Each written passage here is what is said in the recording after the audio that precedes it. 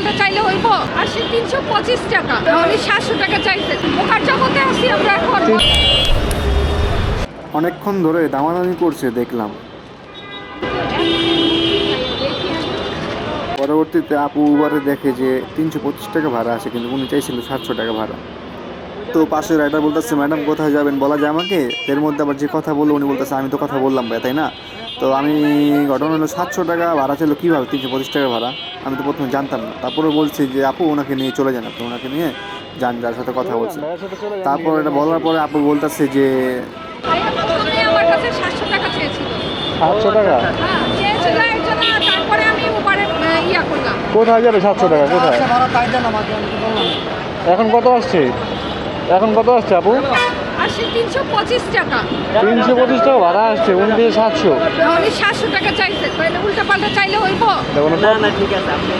আল্লাহ রে আল্লাহ, বোকার জগতে আছি আমরা এখন। চিন্তা করেন 700 না না, ভাড়া যদি 400 চাই তো 500 মানুষের 700 চাইছে 700 টাকা চাইছে, ভাড়া 350 টাকা না কত দিনে আসছে?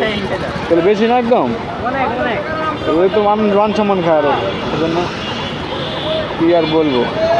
কিন্তু লাস্ট পর্যন্ত কিন্তু এই অ্যাপসে ভাড়াতে গেল, কি আর করবেন কোন।